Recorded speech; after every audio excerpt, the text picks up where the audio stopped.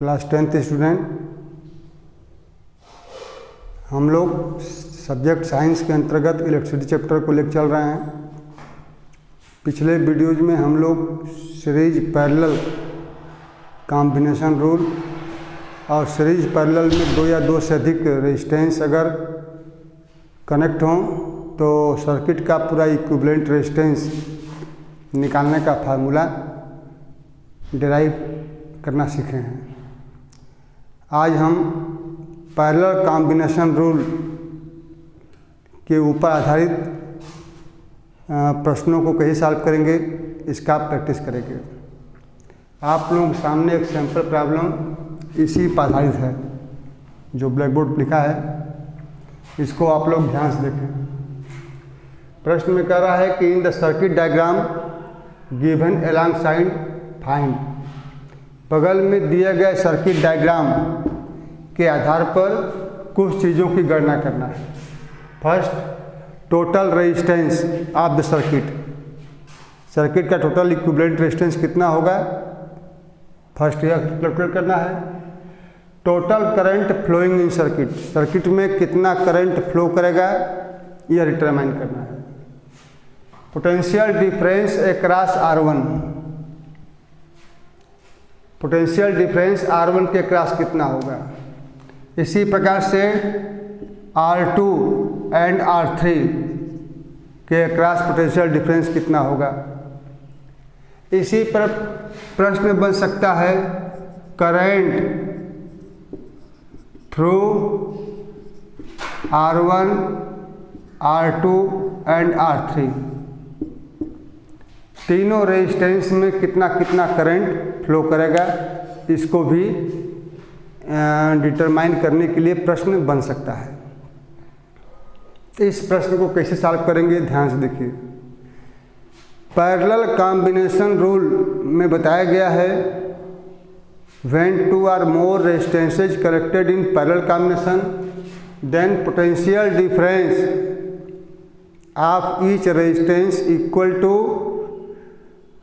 potential difference of battery, but current value is different through each resistor if they connect in parallel combination according to value of their resistance. In series combination, potential divided according to value of their resistance and current value is same in each resistor. तो इन बातों का ध्यान दे करके हम लोग प्रश्न को solve करेंगे। दूसरी बात, इक्विवेलेंट रेजिस्टेंस सीरीज में अगर जुड़े हैं तो R equal to R1 plus R2, equivalent resistance individual resistance के सम के बराबर होता है। पैरेलल में अगर कनेक्ट हैं तो इक्विवेलेंट रेजिस्टेंस का reciprocal sum of reciprocal of individual resistance के बराबर होता है।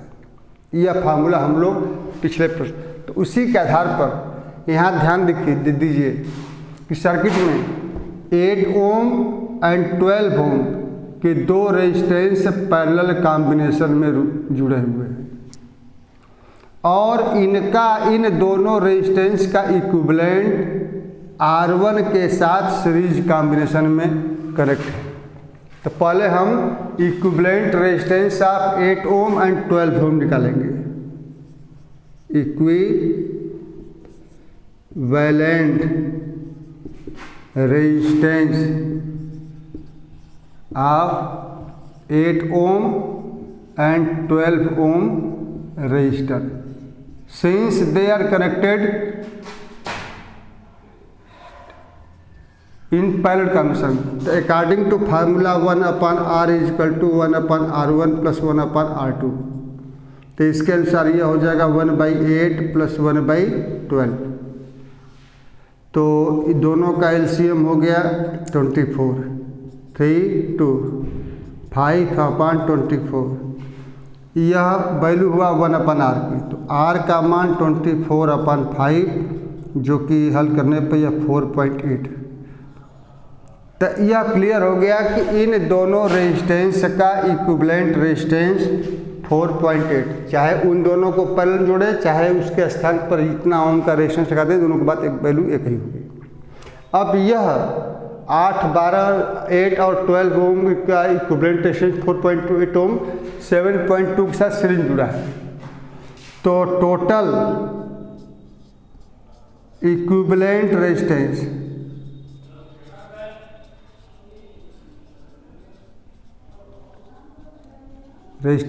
ऑफ सर्किट,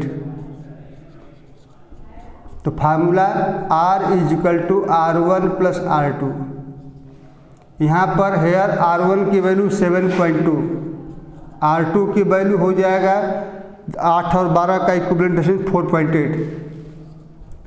तो इसको अगर प्लस करेंगे तो 12 ओम, तो 12 ओम इस तरह से टोटल इक्विवेलेंट रेजिस्टेंस सर्किट का हो गया। इस तरह से पहला क्वेश्चन हम लोगों का सॉल्व हो गया, total resistance of circuit.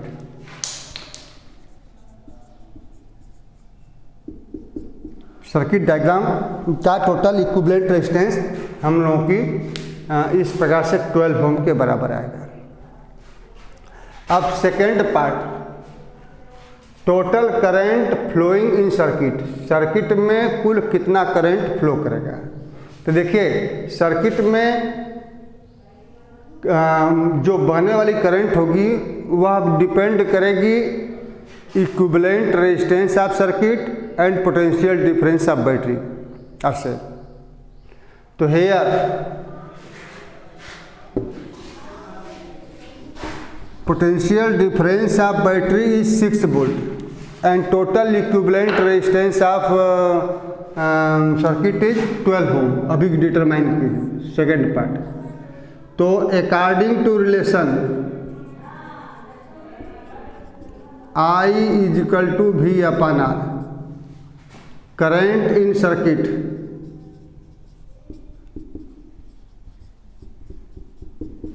I is equal to V का वैल्यू 6 वोल्ट और R का वैल्यू इक्विवेलेंट निकाले हैं 12, जो हो गया है 0.5 ampere.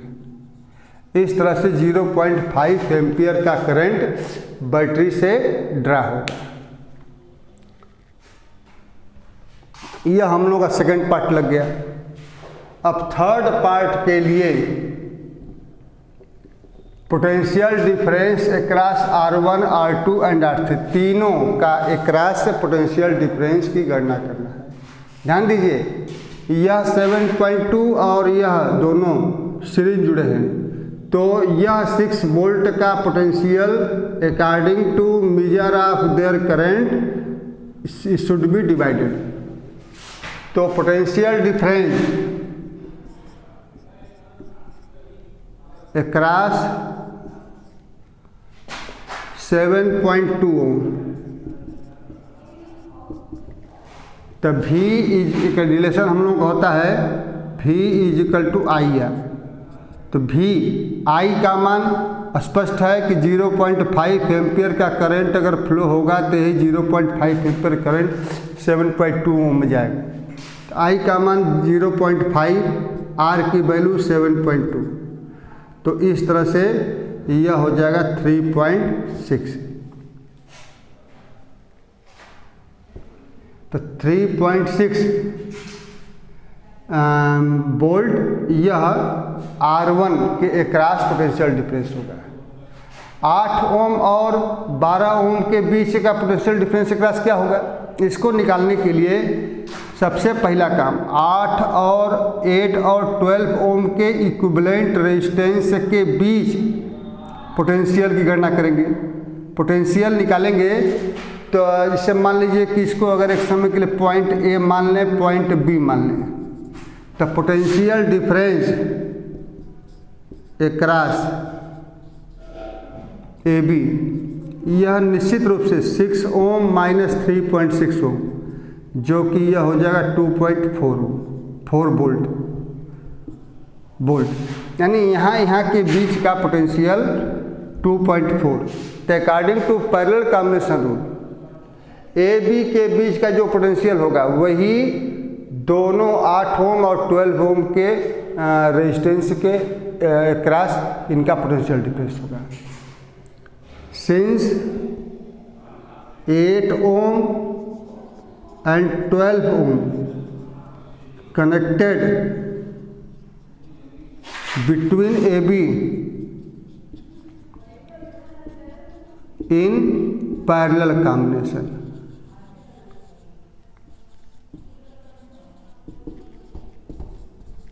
So potential difference across 8 ohm and 12 ohm is equal to कितना 2.4 वोल्ट। तो 2.4 वोल्ट इसका भी पोटेंशियल होगा, 2.4 वोल्ट इसका भी पोटेंशियल होगा, क्योंकि सीरीज कॉम्बिनेशन में पोटेंशियल बैटरी का डिवाइड होता है according to their measure. According to this measure 7.2 ohm, current value 0.6, so potential difference 3.6 volt. 3.6 को अगर माइनस कर देंगे 6 में तो ए बी के बीच का पोटेंशियल मालूम हो जाएगा। और चूँकि यह पैरेलल जुड़े हैं तो इनका पोटेंशियल ए बी के बीच जो पोटेंशियल होगा उसी के इक्विवेलेंट होगा, इक्वल होगा। तो इस प्रकार से potential difference through each resistor गणना हम कर लिए। अब fourth part, current through R1, R2 and R3।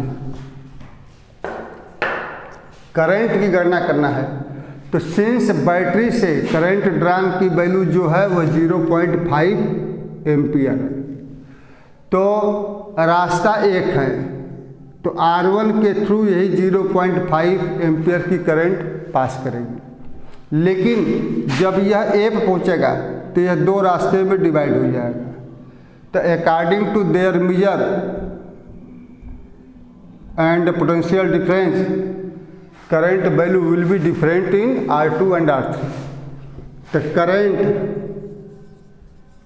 through R1 is equal to current drawn from battery. Battery से जो करंट निकलेगी वही करंट R1 से होकर के जाएगी, तो यह 0.5 एम्पियर। But current through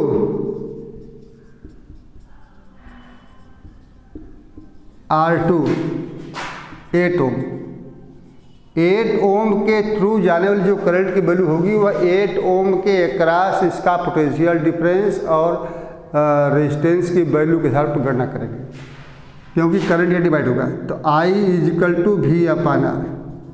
तो 8 ओम वाले का पोटेंशियल निकाल चुके थे पिछले पार्ट में 2.54 वोल्ट आया था, आर की वैल्यू 8 है, तो इस तरह से 0.3 एम्पियर। इसी प्रकार से करंट थ्रू R3 जो 12 ओम रजिस्टर का है, तो फिर वही relation I is equal to V/R।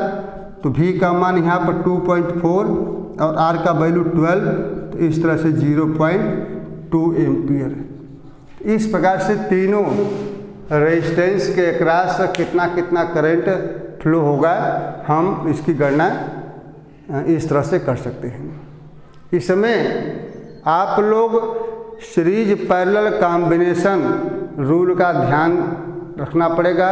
और एक चीज़ और ध्यान देने वाली बात है कि सर्किट में टोटल करंट बैटरी से इक्विवेलेंट रेजिस्टेंस के आधार पर निकाला जाता है, जबकि थ्रू ईच रजिस्टर कितना करंट फ्लो हो रहा है, कितना पोटेंशियल होगा, इसको हम ध्यान देंगे। सीरीज में है कि पैरेलल में जुड़ा है, उसके कॉम्बिनेशन का प्रयोग करते हुए हम लोग इसको आगे देखेंगे। इसी तरह से तमाम प्रश्न आपके बुक में NCERT साइड बुक में दिया है, जिसको आप लोग एग्जाम्पल के रूप में दिया है। एग्जाम्पल को देख करके अपने प्रश्नों को आप सॉल्व करिए और इसका प्रैक्टिस करिए। अब हम चल रहे हैं domestic circuit are in series are in parallel. Domestic circuit का मतलब हमारे घरों में जो इलेक्ट्रिक सर्किट होता है वह सीरीज में होता है या पैरेलल में होता है। तो हमारे घरों में इलेक्ट्रिक सप्लाई जो होती है विभिन्न डिवाइसों को चलाने के लिए जनरली पैरेलल कॉम्बिनेशन में इस कॉम्बिनेशन किया जाता है। पैरेलल कॉम्बिनेशन के अंतर्गत सभी डिवाइस हमारे जोड़े गए होते हैं। तो सीरीज में क्यों नहीं होता है? क्योंकि सीरीज और पैरेलल कॉम्बिनेशन के कुछ एडवांटेज होते हैं, कुछ डिसएडवांटेज होते हैं। तो इसको हम लोग देखेंगे। पहले हम disadvantage of series circuit. Series में अगर कई रेजिस्टेंस जोड़े गए हैं,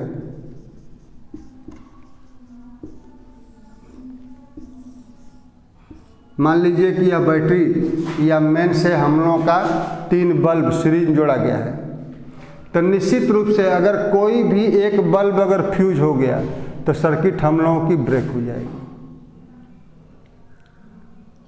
तो पहला तो डिसएडवांटेज यह है कि सीरीज कॉम्बिनेशन के अंतर्गत डिफरेंट अगर डिवाइस को में से अगर कोई भी एक डिवाइस अगर हम लोगों का ब्लोन आउट हो गया या ख़राब हो गया तो बाकी सब हम लोगों के डिवाइस काम करना बंद कर देंगे।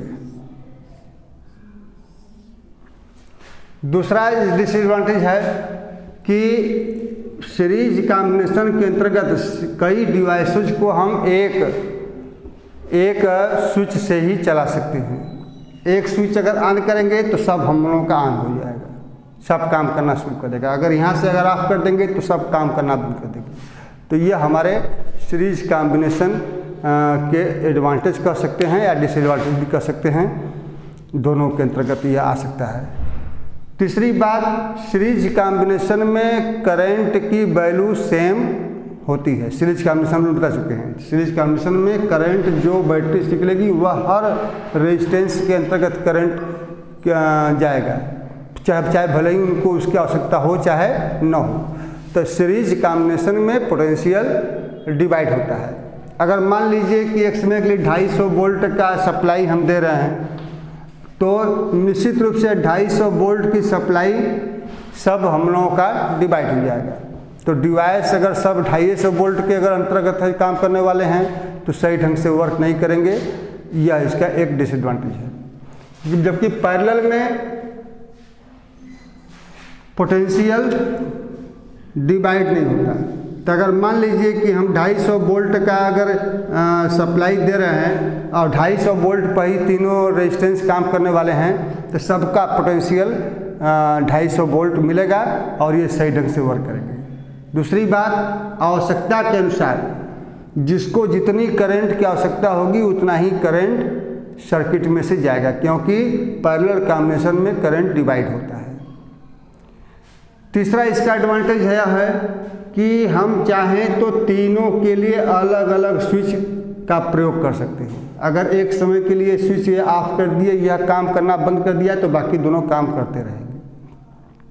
तो ये सब हमारे सीरीज पैरेलल कॉम्बिनेशन के एडवांटेज डिसएडवांटेज हैं, जिसके आधार पर घरों की जो डोमेस्टिक वायरिंग होती है वह पैरेलल कॉम्बिनेशन में ही रखा जाता है। हाँ, शादी विवाह या और डेकोरेटिंग के लिए छोटे छोटे बल्बों को जिनका पोटेंशियल बहुत कम होता है, सीरीज कॉम्बिनेशन में उसको ऐड करके जोड़ करके हम लोग डेकोरेटिंग पर्पज़ में प्रयोग किया जाता है। आज के लिए बस इतना ही। अब नेक्स्ट डे हम लोग आगे चर्चा करेंगे।